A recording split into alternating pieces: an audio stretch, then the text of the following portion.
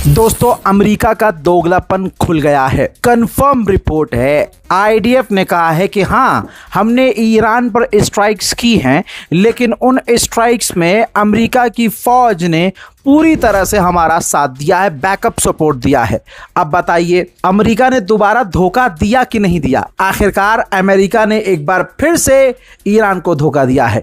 Donald Trump दुनिया के आगे शरीफ बन रहा है कि मैं सीज फायर करवा रहा हूं, इस हमले में हम शामिल नहीं थे, लेकिन ये बात क्लियर हो गई है। आईडीएफ ने खुद कह दिया है कि इस हमले में, हमारे स्ट्राइक में अमेरिकी यूएस आर्मी पूरी तरह से हमें सपोर्ट कर रही है। इजराइल की फौज ने आगे ये भी बयान दिया है कि ये जो जंग शुरू हुई है, इसको हम आगे ले जाने के लिए तैयार हैं और अभी कुछ दिन ये जंग चल सकती है, और हम तैयार हैं कि अगर ये छोटे स्केल की जंग बड़े लेवल पर फैल जाए तब भी हम पूरी तरह से इस जंग के लिए तैयार हैं।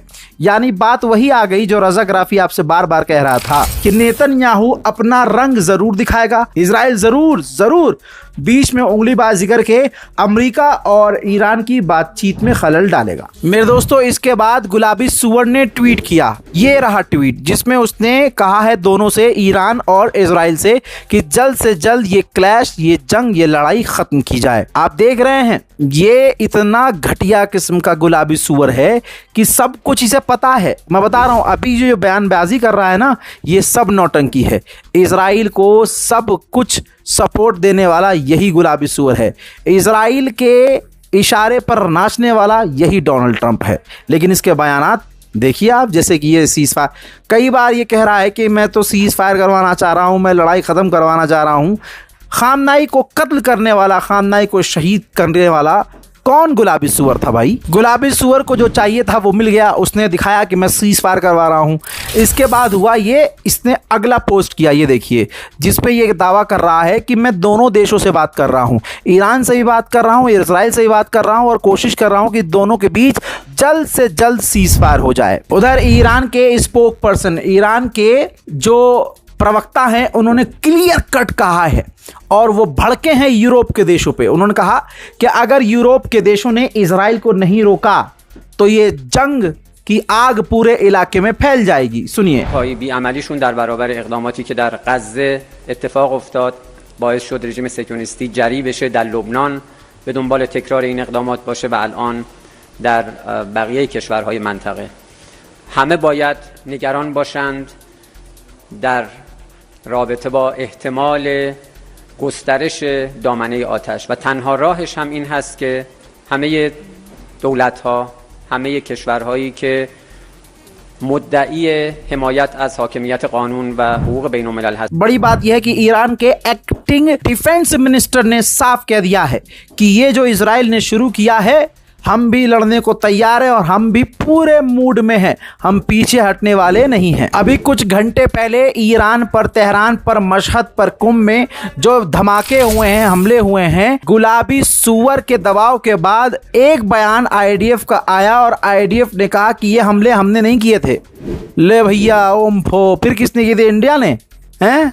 हिंदू संगठन ने, हैं? कद्दू संगठन ने, टनाटन संगठन, किसने किया था? हजरात, आईडीएफ ने मना कर दिया कि भाई हमने हमला किया ही नहीं।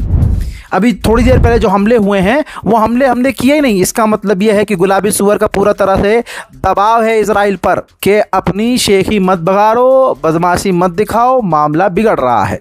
लेकिन एक बात मैं ईरान से कहना चाहूँगा, as a viewer, as a उसका समर्थक, या फिर आप मान लीजिए कि इंसानियत के नाते समर्थक ईरान का, क्योंकि भाई जो अमेरिका इजराइल की पैंट उतारेगा मैं उसका साथ दूंगा। ठीक है, मैं तो मोदी का भी साथ देने को तैयार हूं। एक बार बोल के तो दिखाए ट्रंप के खिलाफ। बहरहाल, कहने का मकसद अब सीधा सीधा ये है कि अब आईडीएफ पर यह दबाव है कि बयान पलट दो कि हमने हमले किए ही नहीं है। हजरात, ईरान के ऊपर जो कल रात को इजराइल ने हमला किया, उसमें ईरान के डिफेंस सिस्टम को भी इजराइल ने उड़ाया है, जिसका वीडियो 12 घंटे के बाद अब आया है। देखिए।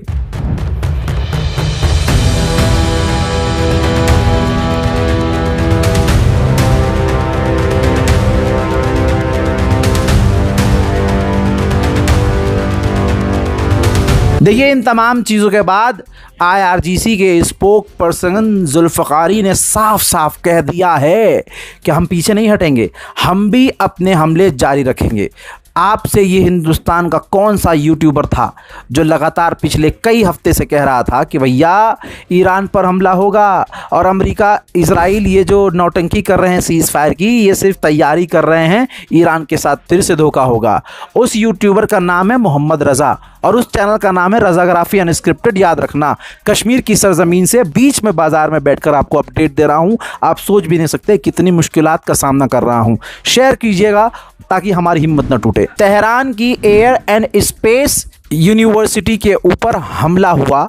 इससे पहले वाले अपडेट में मैंने आपको सिर्फ ओरली बताया था, लोगों को कन्फ्यूजन थी, यकीन तो करते नहीं ससुरे, चाहे कुछ भी हो जाए। अब मैं आपको सबूत दिखा रहा हूं। तेहरान की जो एयर एंड स्पेस यूनिवर्सिटी उड़ाई है उस पर हमले का वीडियो आपके सामने रख रहा हूं।